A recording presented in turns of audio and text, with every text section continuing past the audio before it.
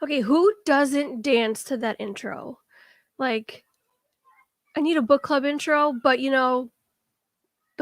the countdown that StreamYard gives you, it's pretty catchy. So I guess I'll take it.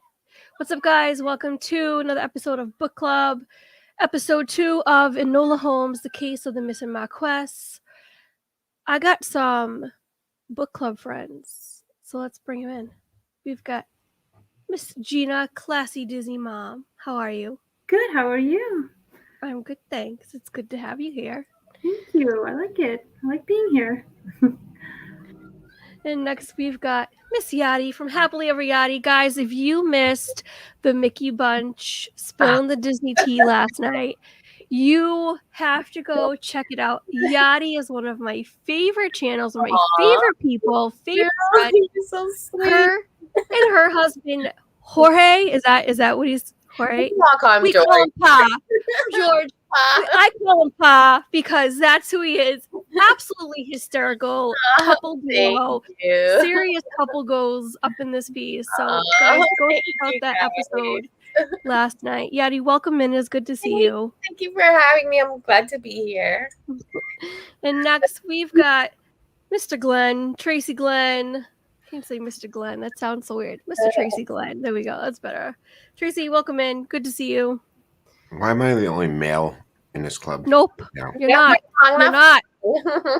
Behold, we have Mr. Snuggles, Sleepy Detective Bear himself. Yay! Good afternoon. Well, thank you for saving me from the all-female book club. Well, I just barely did, buddy, because I just about overslept. Oh, boy. That's okay. Well, he just laughed on that. I know. He ditched you now. Jeez. Yeah, I'm the only Good job, one. Tracy. Oh, my goodness. All right. So while Tracy leaves us and we'll wait for him to come back. I'm here. Okay. He's playing with Earl on his desk. Let's welcome in chat. We've got the amazing, the super mod, beautiful Katrina Scolpini. Welcome in. Good to see you. The other super mod, Tina McNeil, DCS. Welcome in. My voice is in and out, guys. Allergies are kicking my butt, so if I sound raspy, this is why. Monarch Moments, hey Garrett, welcome in. Good to see you. Happily Everybody also in chat. Supporting the chat, hanging with the chat. Dennis Salgazi, welcome in, Dennis. Good to see you. Hello, Tina, and all the Ohana here. I love that. Let's see. Let's go down a bit. Mr. Mike Wheeler, welcome in. I'm waving, Mike. I'm waving. Annie Coog, hey Ann, welcome in. Katrina says she dances all the time to the countdown. I know, seriously, it's a really catchy countdown. Tracy Glenn, also in chat, hanging with the chat. My hair is fine, Garrett, getting longer. Yeah. What's that supposed to mean? Nothing. Onyx L87, welcome in. Good to see you. Oops. Mike 88 NYC. Hey Mike. Oh gosh, my voice is cracking now. Mm-hmm. Am I not beautiful too, Tina? Garrett, yes, you are beautiful, Garrett. You and Michelle, beautiful couple. Amazing. But we never seem to tell. That's true. Well, I've seen Garrett backstage. Well, but I have briefly, but still. He could have been wearing a mask. I've never seen Garrett. I've never had the honor. He looks like a Garrett. I mean, you say he looks like a ferret or a Garrett? Not a Garrett, not a ferret. He looks like a Garrett. Oh my I didn't gosh. catch on. Did you say he looks like a ferret? Oh my gosh. Space Mountain Dave Kintrell. Welcome in, Dave. Good to see you. If he's going to call me Snuggles, he's going to get called Garrett the Ferret. Garrett the Ferret. He's not allowed. That's Tina and Mike Wheeler, the only people allowed to call me Snuggles. Oh man. All right. My voice is really in dire need of something here. Okay. So we are on Enola Holmes, the case of the missing Marquess. We're on I'm on chapter 4. Whoops. Go back. We're doing chapters 2 and 3 today. Some of us have read ahead, some of us have not. I am one of the have-nots. Just going back to chapter 2 on my Kindle. Okay. Any thoughts before we dig into chapter the second? from anyone? It's interesting. I mean, I actually think it is pretty good. It's So, I watched a little bit of it. I'm not going to go into it, but I did find it on Netflix. and it starts out way different. I haven't watched really past that, but it starts out really different, and it kind of catches up when the brothers show up. Mhm. But then after that, I don't know. I didn't watch any more than that because I didn't want to get ahead of the book. But it is different. It's kind of strange, but I have seen that part. I've got friends visiting here. Hang on. I was actually trying to find the book so I can just back up. I've read it, but I read it last week. And I've excuse me. Go ahead, Tina. I can't speak. No, that's fine. I'm just as bad, though, you know. And wait, no, not that you're bad, because you're not. Never mind. I'm digging myself hole. All right. So, anybody else before I get into chapter the second? I read it too. I read chapter 4.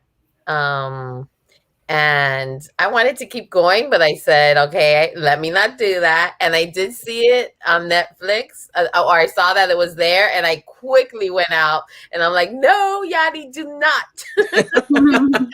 I am like one of those that have no patience. I've never read a book slowly. And so this is my first, and I'm excited because I think it's really good. From chapter 4, I'm like, ooh, that's all I'm saying. Nice. All right. So, chapter the second, we're getting into. She's written 2 letters. She wrote a letter to her brothers, Mycroft and Sherlock, and she wrote another letter to the constabulary because her mom is missing and she's trying to find her mom. So that's just a quick recap. Excuse me. Heading into chapter 2, she's getting ready. She's getting dressed. She's heading out into the rain. Mrs. Lane, who's like the housekeeper, cook, something, in the house, is trying to get her husband to tell Enola that her husband will take them because it's wet out and a girl shouldn't go out in the rain or whatever. And Enola's just like, she wants to take them straight herself. She just wants to get them there. This is one adventurous girl anyhow, so it does not surprise me in the least bit that she wants to do this on her own. Correct me if I'm wrong. No, I think you're right. Mm-hmm. And she's also I'm thinking she's also thinking maybe she'll find her mom along the way, or in her travels she can go ask the people in the village where the post office is, or whatever they called it back then. I don't know if it's a post office or whatnot, but actually, Mrs. Lane wanted Dick to take her. Yeah. His son. Yeah. Her son. That's not her husband? No. That's right. Her grown son. She meant who did odd jobs around the estate. That's right. I forgot about him. Yeah, me too. All right. So anyways, she gets out. She's pedaling through the drizzle. She stops for a moment at the lodge. Ferndale's is small for a hall, really only a stone house with its chest puffed out, so to speak. But it must have a drive. Okay, that doesn't sound right.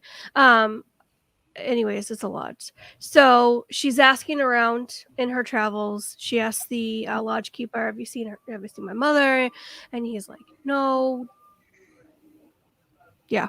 So she pedals a short distance to Kindford Village. At the post office, she sent her telegrams, and then she left off her note at the constabulary and spoke with the officer before she began her rounds. She stops at the vicarage, the greengrocer's, the bakery, the confectionery, the butcher shop, the fishmongers, so on and so forth, to inquire. The vicar's wife, among others, raised her eyebrows at her. I suppose it was because my knickerbockers. So that cracked me up. It's like, this girl dressed how 14-year-old girls should be dressing in, what century was it? Whatever century it was. She was not dressed how it should be dressed. So, and I highlighted this part in pink. She said, I knew my mother was criticized for failing properly to drape vulgar surfaces such as Coal Scuttles. The Cold piano. Scuttles. Yeah, the back of her piano and me. So I just thought that was interesting. I don't know why I highlighted that pink. But she's a shocking child that I was. Yeah. I mean, this I don't know. team. I don't know why you would drape a coal scuttle. That one. I mean, I always thought coal scuttles were either buckets for coal up to carry up to the furnace. Mm-hmm. Yeah. I don't think coal scuttles are the chute into the basement or the coal bin or whatever they called it over there. But so I don't know why you would drape that unless you just want people to see it. And I'm taking she means by drapes, no dresses. So I don't know. Oh. Go ahead, Yadi. I'm sorry. Oh no, I'm sorry. I was saying, how about the back of the piano? I didn't get that either. What does that mean? I don't know. What? That's the back of the piano. Do they put like skirts around the back of the piano? Well, maybe she should have because she's a woman playing a piano. Maybe that had something to do with it. You don't want anybody to see your ankles. Oh. I just thought that. I don't know if that's true. What do you think, Gina? You think they? I mean, you didn't show ankles back then either, so Yeah, and that might have been part of it. That makes sense, though. And like all of this, it's like, I found it interesting because, and I really thought on a couple levels that it was interesting because you're seeing the time that just the time that it was and what people always had to think about and what they were seeing you as and how, if it was like 1 or 2 inches above your ankle, then that was going to be an issue. But I think for her, it was like she had this, that her mother's gone. She doesn't know where she is. And yet she's also thinking about, what she's looking like and what people must be thinking. I mean, not that I think she necessarily maybe cared on a large level, but just that almost like, someone who's thinking very quickly, like, oh, I've got to find my mother, I'm pedaling. Oh my goodness, my skirt. I don't know what people must be like, this continuous thought of almost like an anxiousness, and I don't know. I just thought it was just another level, and it just goes to show that back then it was just so many things were judged. Ow. Okay, I think something just stabbed me in the arm and there's nothing there to stab me. Uh-oh. Welcome in Dad Builds, Chris, who's working and cannot join us today.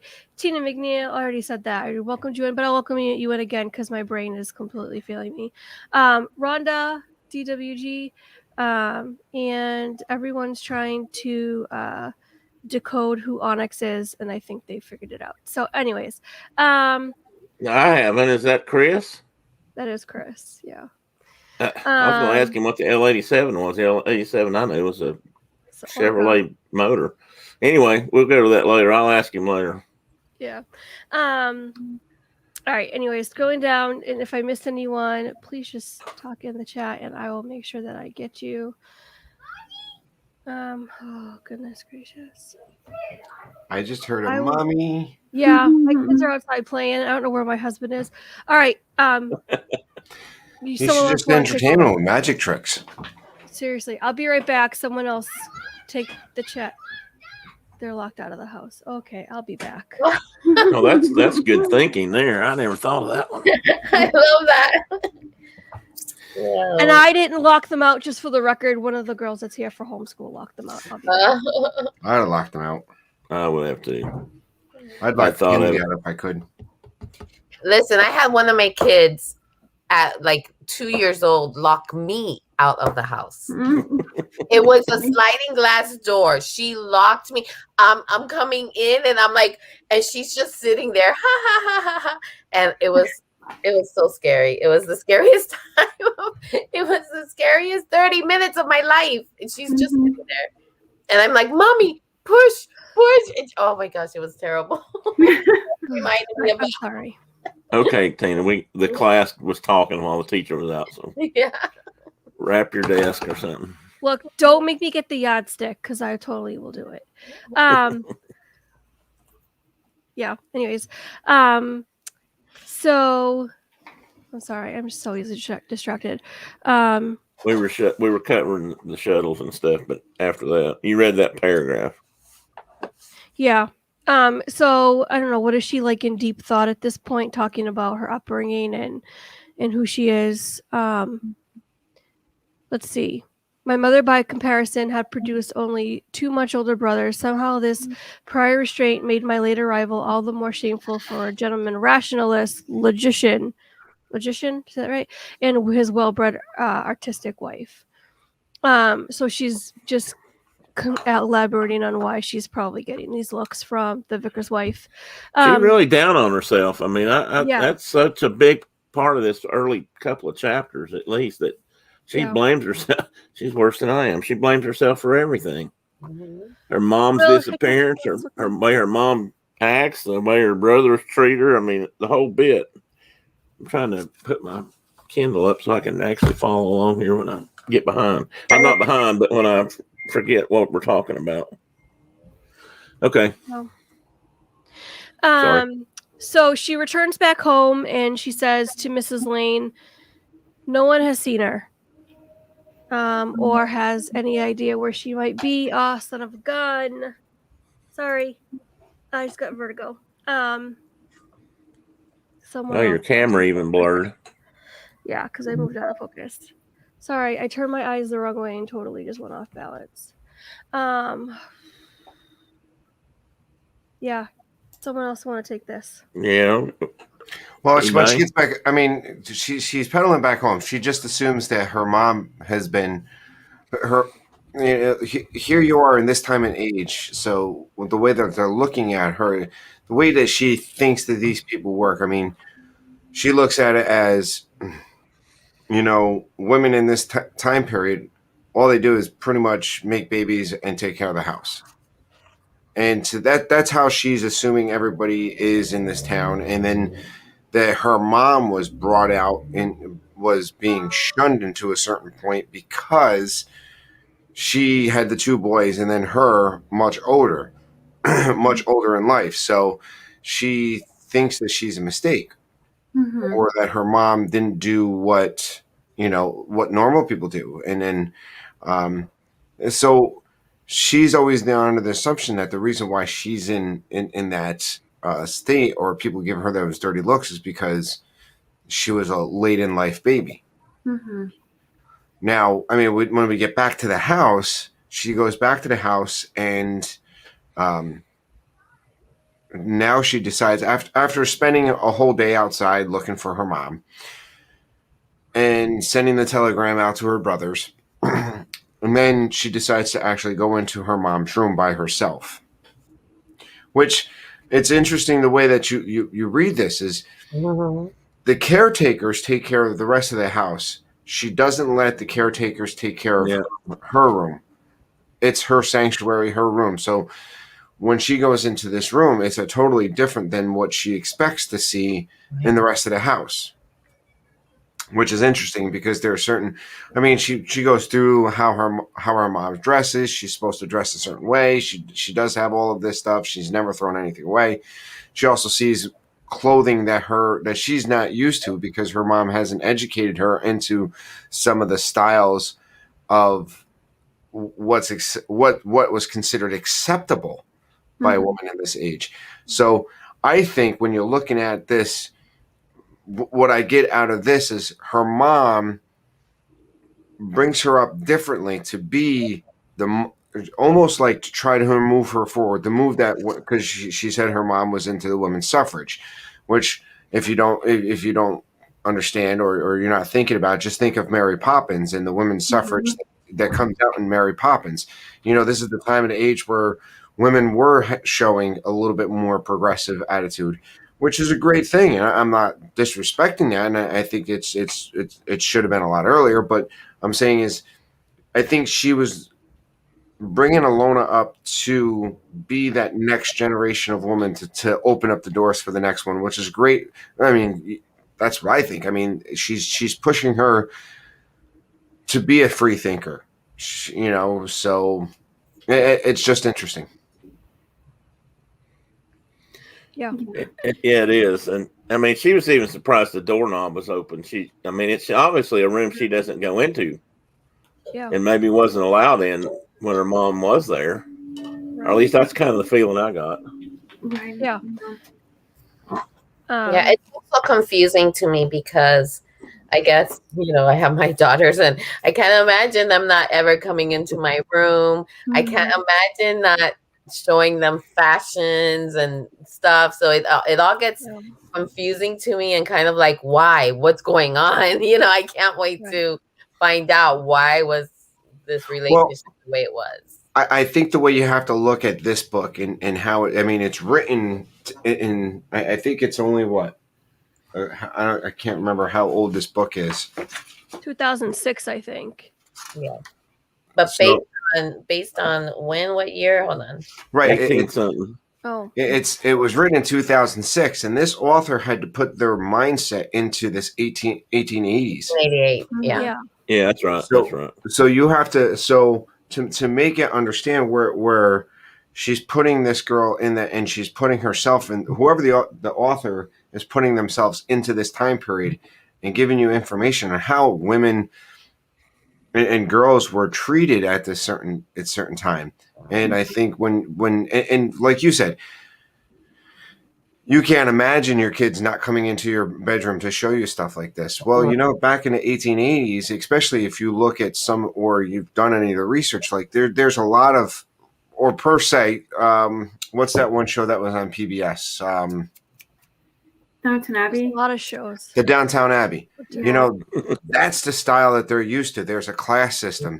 That's why Mrs. Lean, when there's a certain point when she comes in and and Mrs. Lean is talking to her, and Alona knows that there's a class system because she knows she'll even say in this in one of these chapters, she knows not to talk to me like this, but she is talking to her like that because there's nobody else to talk to and there's nobody else that his. It's almost like when you're mad at your kids and you're talking not to them, but you're talking about them in front of them. They know that you're talking about them. You know what I'm saying? So she's a very perceptive girl. I really like how this author took themselves into this age and wrote for this age. Yeah. Right. No, and I do get that. It's just the love. Like there's no. Yeah, I know. I misspoke. Yeah. Dennis says I misspoke. It's Downton Abbey. Yeah. Yeah, seriously, Tracy. What is wrong? I thought it was Downton Abbey too, Tracy, for a long time. I just didn't pay attention to it. I've never actually watched it, but I know. Me either. But when we go back and looking at this, this is kind of brings us back to one of the books that we've already read, or the first book we already read. For book club, it brings us all the way back to Sherlock Holmes, which was written in the same time period that Sherlock Holmes was taken at. So when you read Sherlock Holmes, that's how they thought at that point in time. That's when he wrote that. That's how they were thinking. That's how it just put in. So for this author to put themselves into that time period and write as if they were in that time period, it's very tough.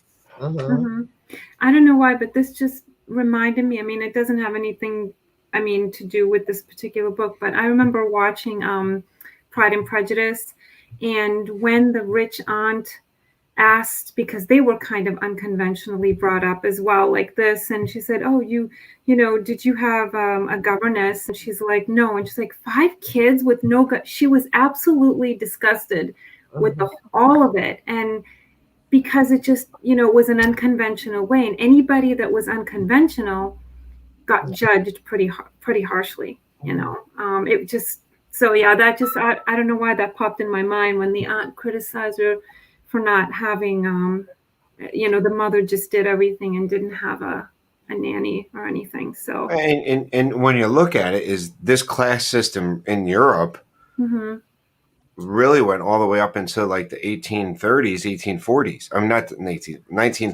1840s. Yeah. You look at when you're looking at not Mary Poppins, the other one that she was in, Sound of Music. She was hired as a governess. So that system still was intact well into the 1900 system. It wasn't until after World War II, a lot of these class systems kind of fell apart. And I'm assuming that even in some areas in Europe, there's still that class system. And I think nowadays we have a lot more,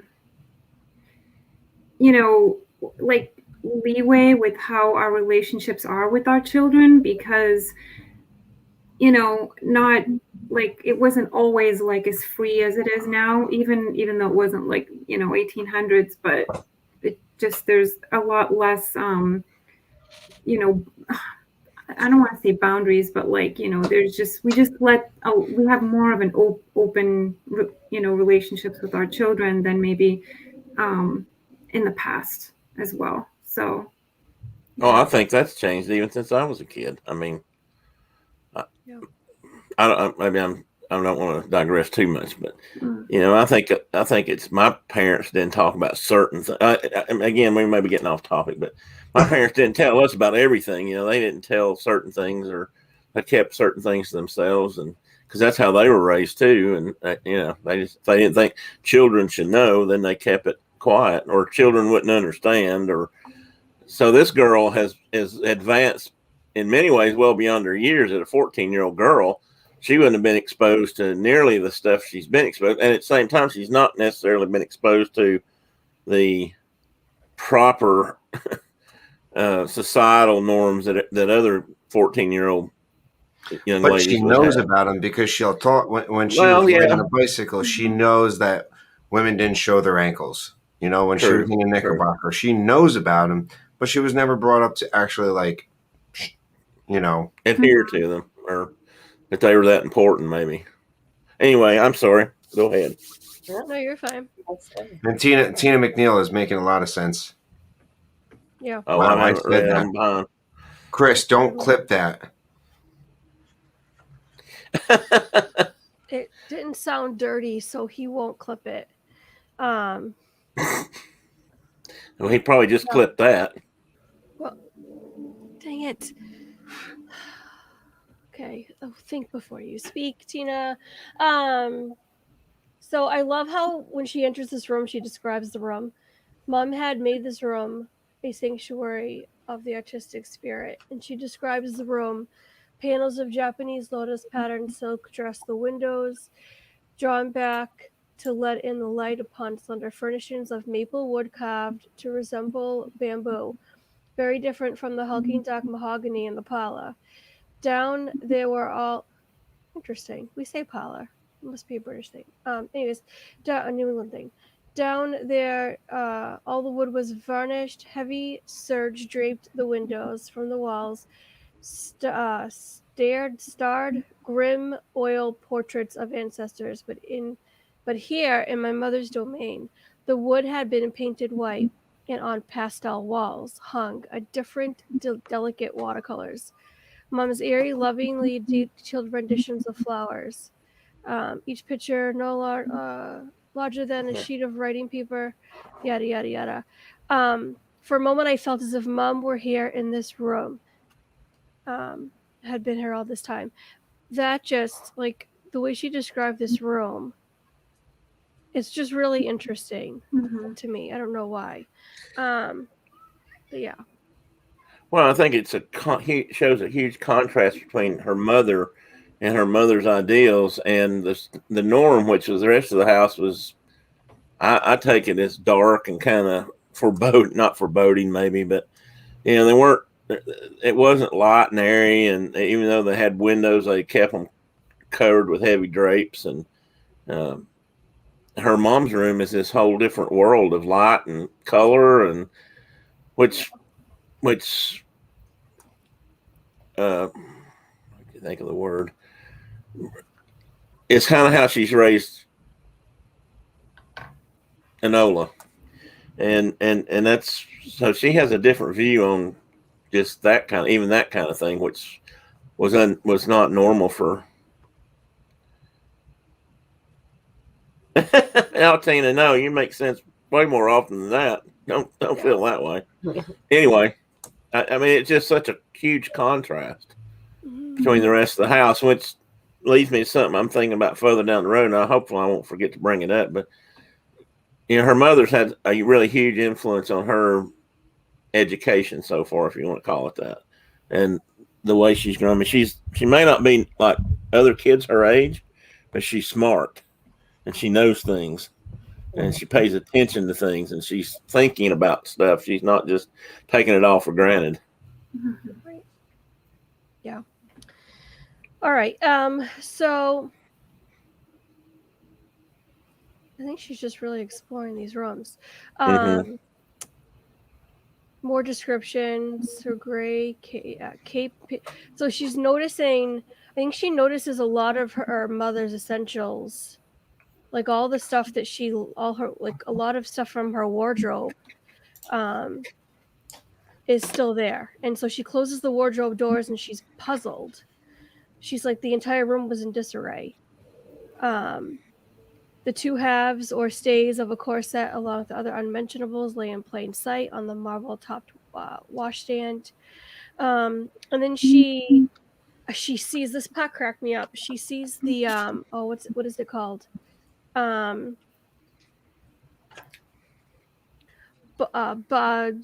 word is it's right there at the tip of my tongue. Starts with a B. Bustle? No. Bustle. What's that?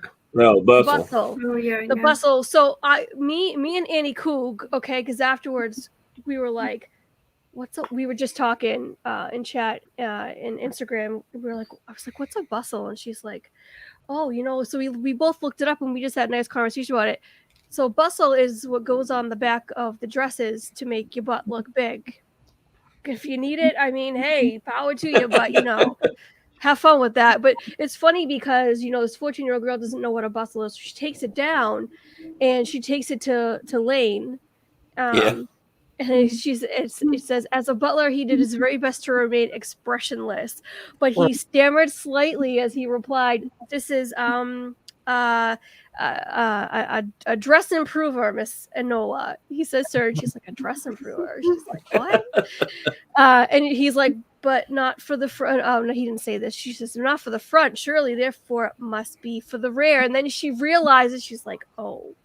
So she's like, I held my hands in a public room of the hall in the presence of a male, the unwhisperable that hid inside a gentlewoman's bustle supporting its folds and draperies.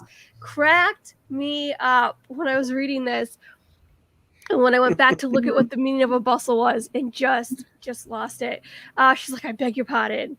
I had no idea. She's never worn a bustle. She doesn't know. Mom never told her. So she's like apologizing profusely. And then she asked, she says, Lane, in what manner was my mother dressed when she left the house yesterday morning? And he says, it's difficult to recall. So she keeps asking these people if they've seen her mother or what she was wearing when she left, or did she say where she was going? I have a funny feeling that some of these people know a little bit about what our mother's up to. Does anybody else get that feeling, or is it just me? I wonder. I mean, it's hard to say, but I kind of get the feeling they might, but they're certainly not telling. And then, it grows somewhat more mysterious as it carries on here. But I mean, it's hard for me to believe that they noticed nothing about how she left the house. I mean, for one thing, I don't think she's someone who goes and leaves the house a lot anyway. She goes outside, but it's not like she travels or goes anywhere she doesn't have to go, I don't think. Yeah. Baby got bustle. Baby got bustle. I will never sing that song the same way again. Thank you, Dennis. Oh my gosh. Oh, that is funny. All right. Before I move on, any more thoughts on this? No. Okay. There's a lot of mystery here going on. I mean, there is a lot of mystery going on here about what's happening. I mean, it's really, maybe it's because of how it started, kind of in the middle of something. And I don't know, but I'm guessing maybe we'll go back eventually and figure all that out. But I mean, it's just. I think so. Yeah. Rob Fuzz. Good afternoon, sir. Buddy. Good to see you. All right. Okay. So all right, we're at the end of the chapter pretty much. She says, how odd my mother should go out with a mannish umbrella, a mannish hat, yet swishing that most flirtatious feminine tale, a bustle. So now we come into chapter the third. Any thoughts on chapter 2 before I move on to chapter 3? Nope. Okay. All right.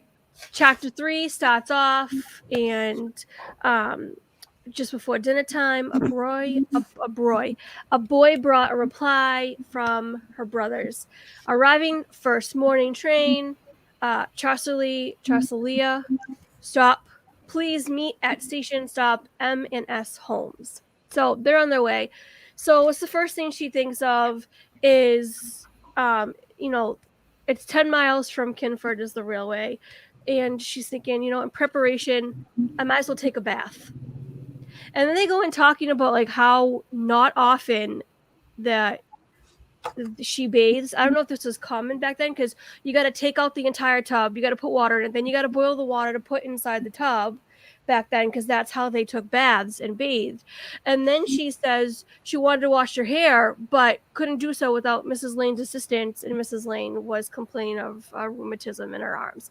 And so I'm like, I can't imagine not showering at least every other day, never mind a couple of weeks in between showers. I'm like, how strong was the perfumes back then to cover up body odor? Very strong. You got to remember that, indoor plumbing was somewhat new, if not really reserved for the high class. You ever heard you've heard of you heard of the phrase, don't throw the baby out in the bathwater? Everybody's kind of heard that one. Do you know why that it's like that? Because when they drew a bath, the men took bath first, then the oldest man of the house, then down.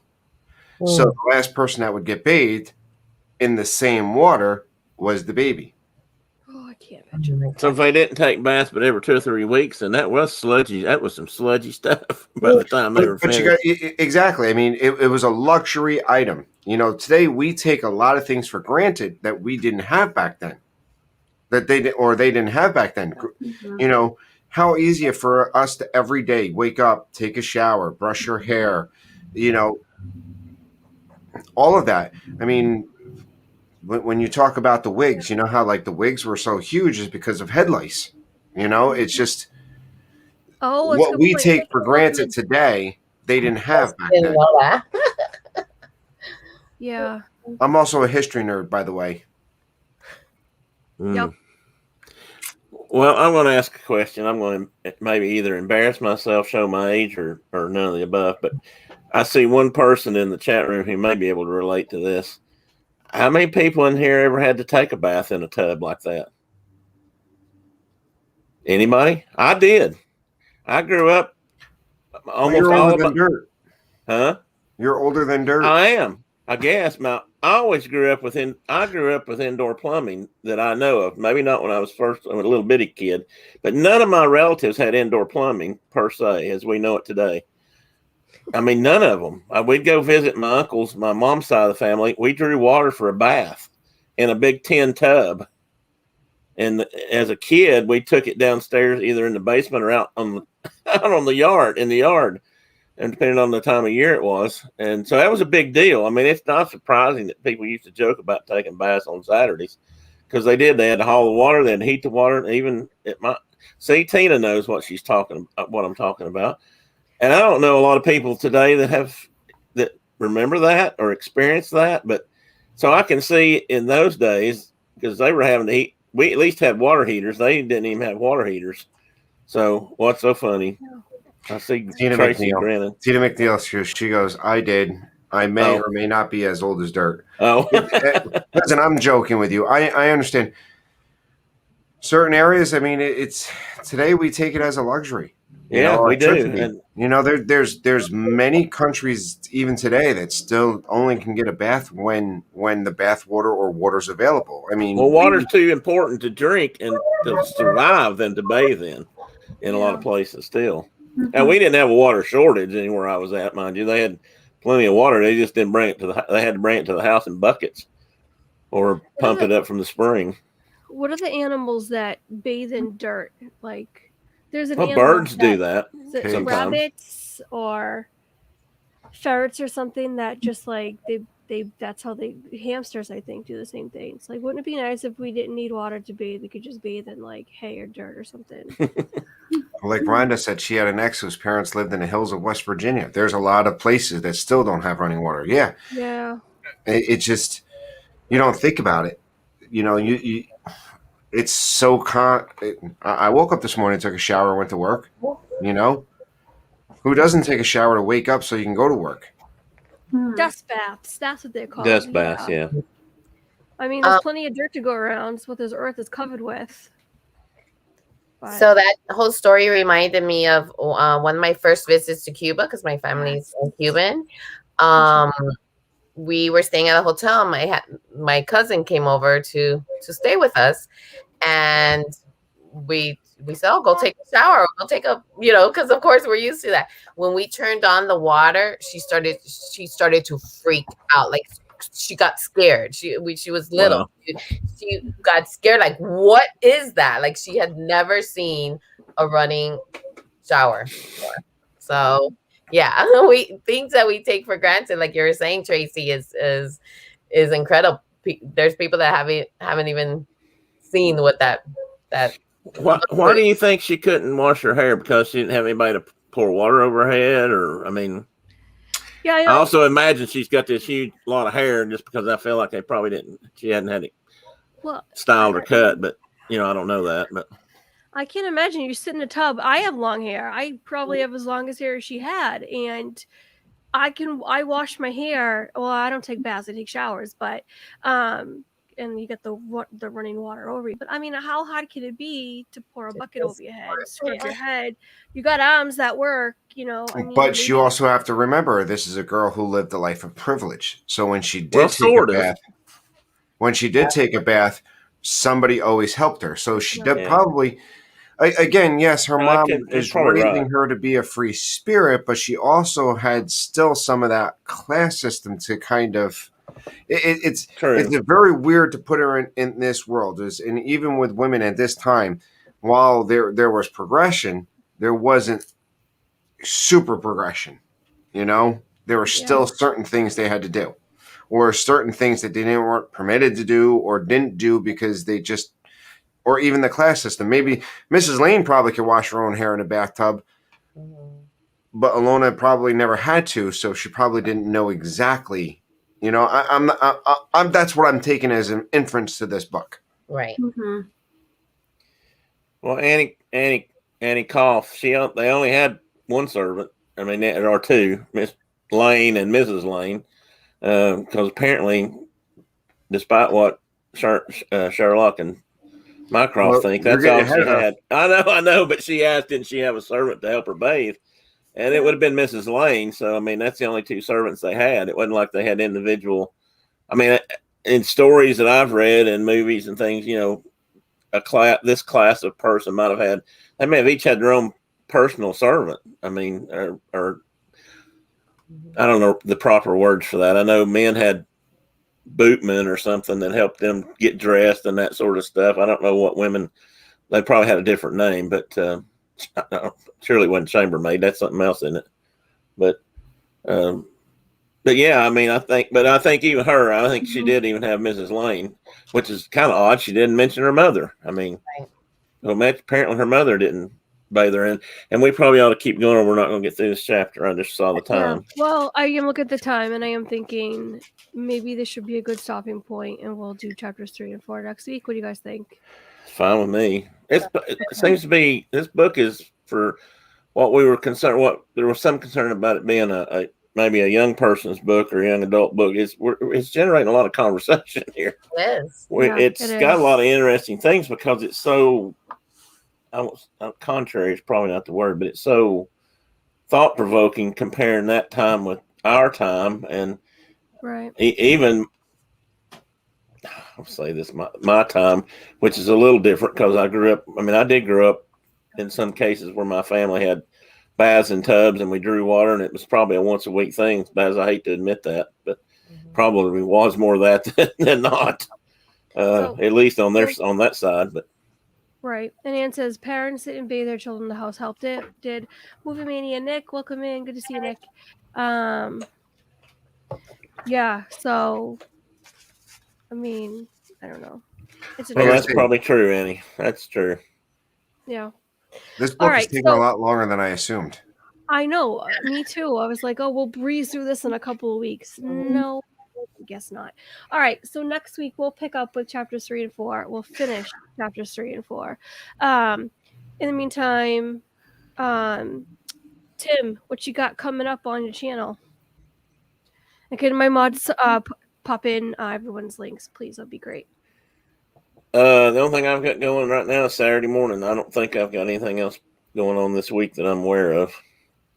So I'll be on Saturday at 10, and this week is the kind of like, this is kind of my long show weekend because we stay a little bit later because Coffee and Contemplation doesn't pop on at 11 o'clock. So I usually stay a little bit longer. So we'll be there to drink some strong coffee and have some conversations. Chris I don't know. Chris is still here. I think he if he feels up to it, he'll probably be there, and we'll talk about a little bit of everything, from orcas to airplanes to, why we don't take baths once a week anymore. Speaking of Chris, guys, if you think of it, tomorrow is Chris's birthday, so shoot him a happy birthday message. Sure. If you feel. Oh, I have to remember that. So May the 4th be with him. Yep. Yeah. I hope that was okay to say, Chris. I don't want to overstep bounds. Tracy, what about you? What do you got coming up? Well, Kenzie should be streaming at 4:30 today. If you haven't subscribed to Kenzie Days, go and check her out. Again, how close is she, Tracy? Do you know? Oh, don't worry if you have to look it up. No, hold on. It's easy to find. She's at 884. Ooh, that's awesome. Get her to 1K before Disney. If not, I'm probably going to be doing more cartwheels in Disney. Yep. I don't know if that's a threat or a promise. She wants me to do something. So she should be on 4:30 unless right now she's in the middle of doing homework. So hopefully everything goes fine there. She's got 2 weeks left of the semester. So. Yep. Not Chris. Luno's Chris or Onyx. Chris. And then I was invited to a stream tomorrow night around 10. So I might be there on Hitchhiking Bones. They said they threw an invite. So for May the 4th, I think another Star Wars nerd is needed. Yes. Well, guess you fit that bill. Yeah. And then Thursday the 6th, nothing special about that day at all.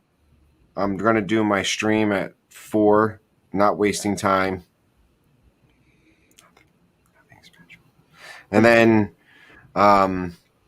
Sunday we got no Sunday, so no pizza stream this week, no nerd talk this week. We're taking a break this week to kind of catch some things up, and it's Mother's Day weekend, so happy Mother's Day to all your mothers.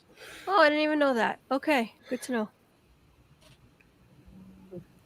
So that's pretty much what I got coming up. Hallie Delpho. You forgot about Mother's Day? I did, and I don't expect I get nothing on Mother's Maybe Day. Jason. Hopefully Jason didn't forget. He doesn't. I don't get anything. It's all good. Mike Wheeler, you can be quiet, buddy. So when is your birthday, Tracy? Is that the 6th? Yeah. Well, I'll have to make a note to try to make sure I'm there that Thursday. That's after therapy, but I can be there, I think. I think what I'm going to probably do is probably get a hold of my mom, see if I can get some old pictures. If I'm going to embarrass myself, I'm going to go all the way. That would be fun. Yeah. I can scan them like I did for Kenzie's birthday. All right. So you got that all the birthdays this week. And then May 18th, we'll be celebrating Mike's birthday. So Tracy is not younger than me, but we're just going to leave that right there. Yadi, what do you have coming up on your channel? So tomorrow I tried so hard to get reservations for Hollywood Studios for May the 4th be with you, but that's not happening. So I bet that was tough. Not happening. So I'm going to Epcot tomorrow, and I'll be live streaming at 1 p.m. But you can hop after 2.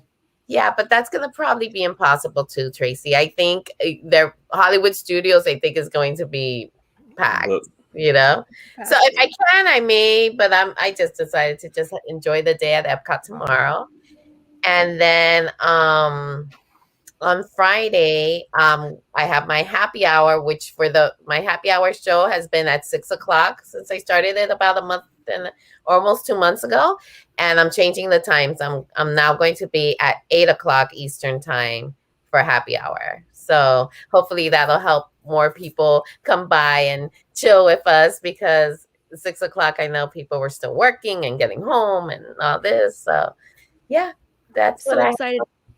So sad I was missing it, because that's my workout time, and now I don't have to miss it. Yay, so good. And then Sunday, I forget, we have the Adventures with Gonzo show breakfast with the ladies. We've been having so much fun on that little show too. It's been a blast. It's nice that you make them be nice to everybody who comes in. Yeah. I caught some of it yesterday. Oh, great. Yeah.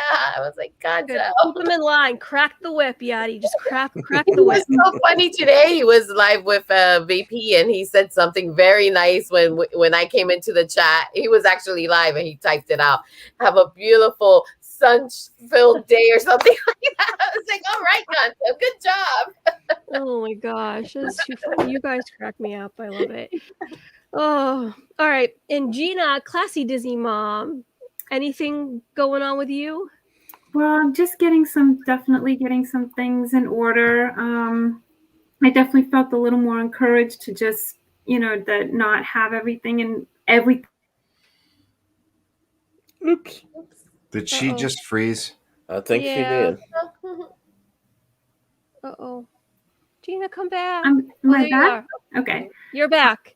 Oh, good. But yeah, just definitely getting some things in order. So hopefully. Hopefully what? Oh my gosh, the suspense is killing me. Where'd you go? Come back. Listen, internet, you better. There we go. We should have something ready maybe in about a couple of months. I just rearranged some things, and but yeah, so I'm kind of excited. So yeah. Oh God, I'm excited for you. I can't wait to see what pops up on your channel. Guys, if you don't know her, she's Classy Disney Mom on YouTube.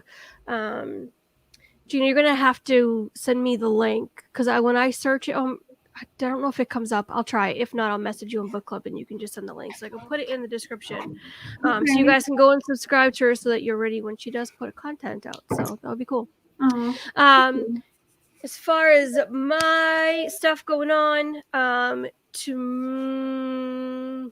tomorrow I'll probably be with Carlos at 4:00 Disney World Freak. And then Wednesday, I don't know if we're doing the Three Musketeers. I don't know what's going on. But on Wednesday, 5:00, Wednesday whateverness, we're going to be talking our favorite book quotes. It's a book week. So that's exciting. If anyone wants to come on and join me, please let me know, and I will send you a link.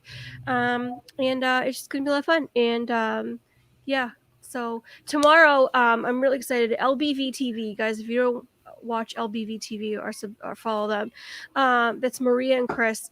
Their 1-year anniversary on YouTube is tomorrow, May the 4th, and they will be live at Hollywood Studios, which is probably why Yadi couldn't get tickets, because also I know everybody's going to be there. So make sure to also go and check them out as well and show them some love and say happy anniversary. And so wrapping it up, we'll see you next week. Same time, same channel, chapters 3 and 4. Thank you so much for spending time with us. Yes. Oh, thank you, Tina McNeil. So Saturday at 6 p.m., we also have T Squared, mine and Tina McNeil show. And I forget what we're going to be talking, but it's going to be great. So come and join us, and have a great week, guys. I'll see you again over here on Wednesday. I can't talk today. Please know that you are loved and that you are appreciated and that you are a blessing to me, and you're amazing. Think of a wonderful thought. Any merry little thought. Bye.